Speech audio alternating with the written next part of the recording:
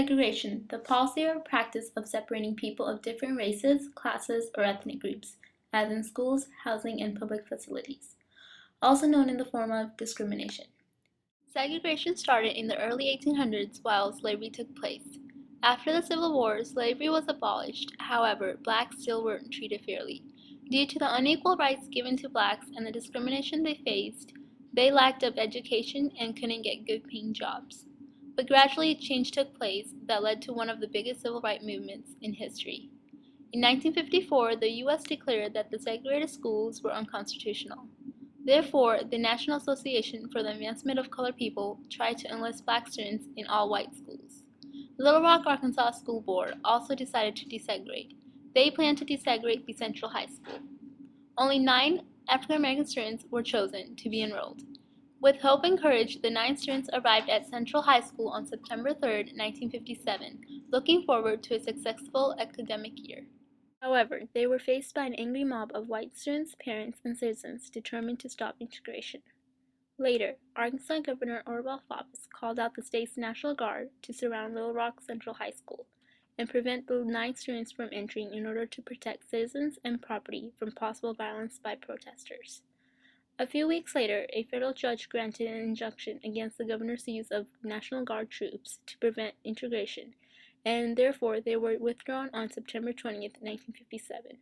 When Faubus defined the court order, President Dwight Eisenhower dispatched nearly 1,000 paratroopers and federalized the 10,000 Arkansas National Guard troops, who were to ensure that the school would be open to the 9 students. On September 23, 1957, the Little Rock 9 returned to Central High School, where they were enrolled. The year that followed was one in which the eyes of the world were focused on America as Little Rock Central High School went through its first year of integration, ending on May 27, 1958, with commencement ceremonies for 601 graduating seniors, including Ernest Green, the school's first black graduate. Inside the school, the great majority of the 2,000 students, the faculty, and the administration worked to put the law of the land into effect. For every act of harassment, there were 100 acts of acceptance of the black students among the white. Though not all the white students favored desegregation, they felt it was their duty to obey the law. Besides, their priority was to get a first-class education, and many helped the black students try to achieve the same thing, even though they were faced with pressures. The 9 African American students showed an enormous amount of courage and are considered civil rights activists, meaning that they fought for the right for children all over the country to attend the school of their choice, regardless of their race. Today, history remembers these students as the Little Rock 9. Their actions show the world that no matter how old you are, you can change the course of history through positive actions.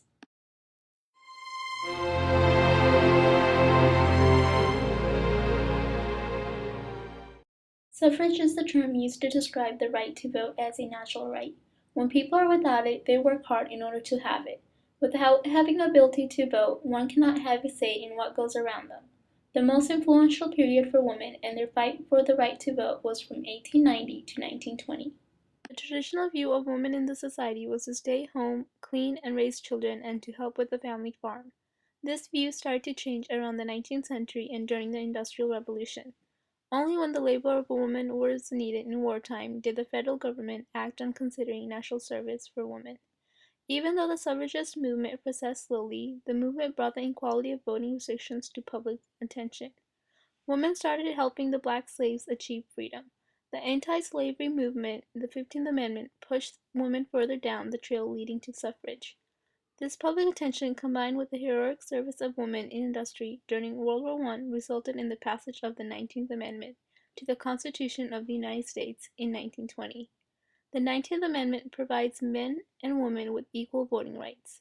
It gave women the same power and control that men had, although still held back by the values of the day.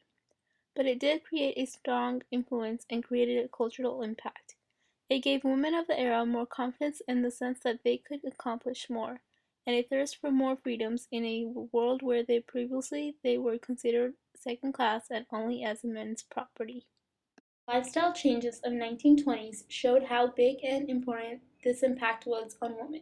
Women became much more confident and wanted to utilize this new power in other areas too.